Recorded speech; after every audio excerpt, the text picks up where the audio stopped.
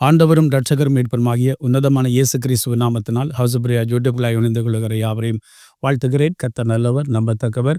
சதாகாலம் என்னோடு உங்களோடு கூட இருந்து நடத்தி செல்கிற நல்ல தெய்வத்தை நானும் நீங்கள் இரட்சகராய் பெற்றிருக்கிறோம். பிரியமான தேவ பிள்ளைகளே, இந்த மாதத்தில் முதலாம் நாளிலே தேவ சமூகத்திலே வார்த்தைகளை பகிர்ந்து கொள்ளும்படி தேவன் எனக்கு ஒரு மாபெரும் கிருபையை கட்டளையிட்டு இருக்கிறார். இந்த நாட்களே எங்களுடைய வாழ்க்கையிலே நம்மை அநேகர் உயர்வை குறித்து, உயர்ந்த ஸ்தலங்களை குறித்து நாங்கள் எண்ணிக்கொண்டிருக்கிறோம். என் வாழ்க்கையிலே உயர்ந்த ஒரு நிலை வேணும், நான் உயர்ந்த இடத்தில் இருக்க வேண்டும், ஒரு உயர்ந்த ஸ்தானங்கள் நமக்கு வர வேண்டும், அல்லது எல்லாத்தாலும் உயர்த்தப்படுகிற நல்ல ஒரு நிலை வர வேண்டும் என்று நாங்கள் அநேகர் போராடி கொண்டிருக்கிறோம். என்னோட வாழ்க்கையின் முன்னேற்றத்துக்காகவும் வாழ்வின் செழிப்புக்காகவும் நாங்கள் அநேகர் போராடி கொண்டிருக்கிறோம். ஏன் சில நேரங்களிலே எங்களால் அந்த இலக்கை அடைந்து கொள்ள முடியவில்லை என்று சொன்னால், நமக்குள் இருக்கிற சில காரியங்கள் நம்மை உயர முடியாதபடி தடை பண்ணி கொண்டிருக்கிறது. ஒரு மனிதன் உயர்த்தப்பட வேண்டுமா இருந்தால் வேதம் சொல்கிறது, தன்னை தான் தாழ்த்துகிறவன் உயர்த்தப்படுவான். பிரியமான தேவ பிள்ளைகளே, என்னுடைய ஆண்டவர் தாழ்ந்தவனை உயரத்தில் வைத்து பார்க்கிறவர். எனவே நானும் நீங்களும் ஆராதிக்கிற கடவுள், நானும் நீங்களும் சேவித்து கொண்டிருக்கிற ஆண்டவராய் இயேசு கிறிஸ்து உலகத்தில் வந்து இந்த மனுஷனை பிரகாசிக்க பண்ணுகிற மட்டுமல்ல, அவருடைய வாழ்வு உயர்வின் மேன்மைகளை கொடுக்கிறவர். எனவே இந்த சத்தத்தை கேட்டுக்கொண்டிருக்கிற யாராய் இருந்தாலும், உங்களுடைய வாழ்வில் உயரத்துக்காக நீங்கள் வாழ உயரத்தின் சிகரத்தில் ஏற வேண்டுமா, ஒரு உயர்ந்த ஸ்தானத்தில் நான் இருக்க வேண்டுமா என்று எண்ணிக்கொண்டிருக்கலாம். அது உங்கள் தொழிலாக இருக்கலாம், அது உங்களுடைய ஊழியங்களாக இருக்கலாம், எதிர்காலங்களாக இருக்கலாம். நாம் எல்லாரும் நாடுகிற இடம் ஒரு உயர்ந்த ஸ்தலம். எனவே அந்த இடத்தை அடைந்து கொள்ள வேண்டுமா இருந்தால் வேதம் இப்படியாக சொல்லுகிறது.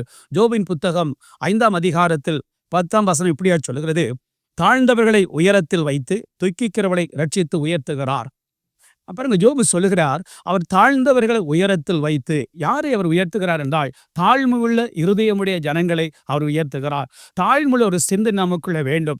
எனக்கு எவ்வளவுதான் ஆசீர்வாதங்கள் வந்தாலும், என் வாழ்க்கையில் எவ்வளவுதான் உயர்வுகள் வந்தாலும், எனக்கு எவ்வளவுதான் மேன்மைகள் வந்தாலும், நம்மை நாம் தாழ்த்தி கொண்டு இருக்கிற போது தேவன் இன்னும் நம்ம வாழ்வில் உயரத்தின் சிகரத்தில் வைத்து அவர் என்னை உங்களை ஆசீர்வதிப்பார். இன்னைக்கு அநேகருடைய வாழ்க்கையில் ஏன் தெரியுமா வீழ்ச்சிகள் வருகிறது, ஏன் உடைவுகள் வருகிறது, ஏன் இழப்புகள் வருகின்றால், நாம் கொஞ்சம் ஆசீர்வாதம் நம்முடைய வாழ்க்கையில் வந்தால் போதும், நாம் எங்களுக்குள் பெருமை வந்துடுது. கொஞ்சம் செழிப்பு வந்துட்டால் போதும், எங்களுக்குள் பெருமை வந்துடுது. கொஞ்சம் ஒரு உயர்வான நிலை அல்லது பெரிய ஒரு அந்தஸ்து வந்துட்டால் எங்களுக்குள்ள பெருமை வருகிறது. இந்த பெருமை ஒரு நாள் உங்களுடைய வாழ்க்கையிலும் சரி, என்னுடைய வாழ்க்கையாக இருந்தாலும் சரி, அது நம்மை கீழே தள்ளிவிடும். எனவே பிரியமான தேவ பிள்ளைகளே, ஆண்டவர் உங்களை உயரத்தின் சிகரத்தில் வைத்து ஆசீர்வதிக்க வேண்டுமா இருந்தால், நான் தாழ்மை உள்ள மனுஷனாய் மாற வேண்டும்.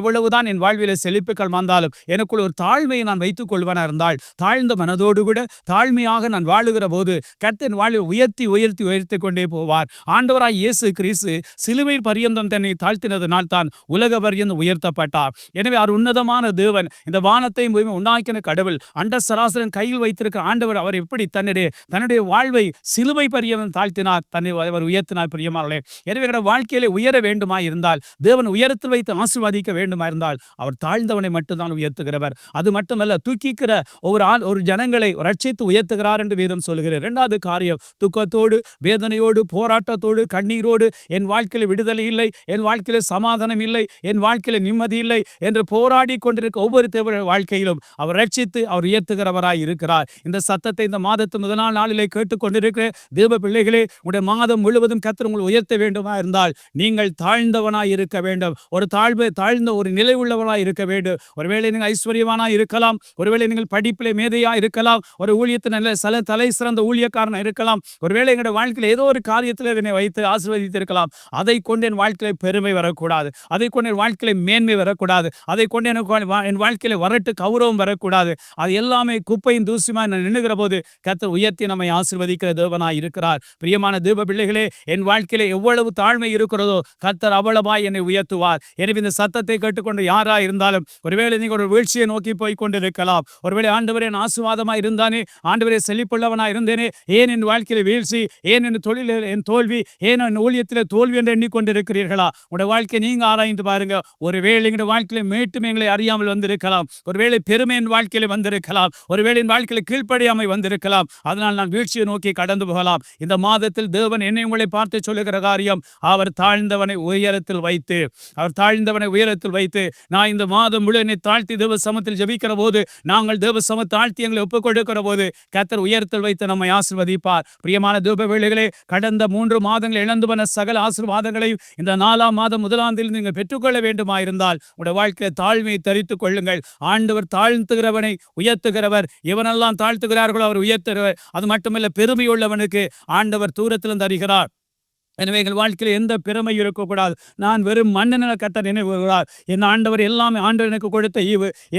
எனக்கு கிடைத்த ஆசீர்வாதமாக இருக்கலாம், எங்களுக்கு கிடைத்த உயர்வாக இருக்கலாம், எங்களுக்கு கிடைத்த மேன்மைகளாக இருக்கலாம். எல்லாம் எங்களால் வந்ததல்ல.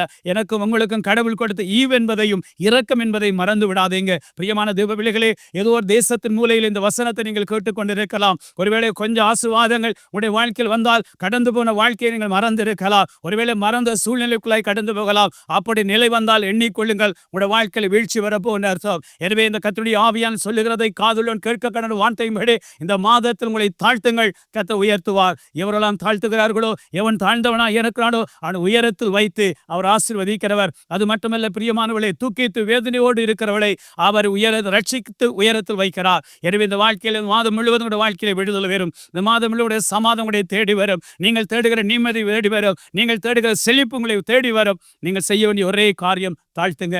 ஆண்டவரே, என்னிடத்தில் ஒன்றுமில்லப்பா. ஆண்டவரே, எனக்கு உண்மை தேடுக ஒன்றுமே இல்லப்பா.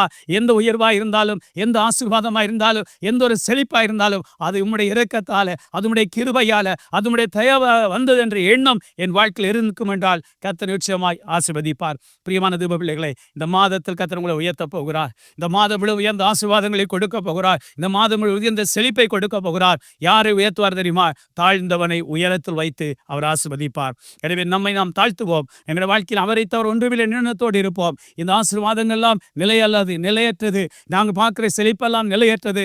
நிரந்தரமான தேவன் என்னோடு கூட இருக்க வேண்டுமா இருந்தால் என்னை நான் தாழ்த்துகிற போது அவர் உயர்த்தி கொண்டே போவார், உயர்த்தி கொண்டே போவார், உயர்த்தி கொண்டே போவார். இந்த சத்தத்தை கடை யாரா இருந்தாலும் உங்களுடைய வாழ்க்கை இந்த மாதத்தில் உயரத்தை நீங்கள் அடைந்து கொள்ள போகிறீர்கள். கர்த்தர் உங்களை உயர்த்தி ஆசீர்வதிக்க போகிறார், உயர்த்தி செழிப்பை கொடுக்க போகிறார். ஊழியத்தில் உயர்வு வரும், தொழிலை உயர்வு வரும், சகல மேன்மைகள் வரும். எப்படி தெரியுமா? தாழ்த்துகிற போது.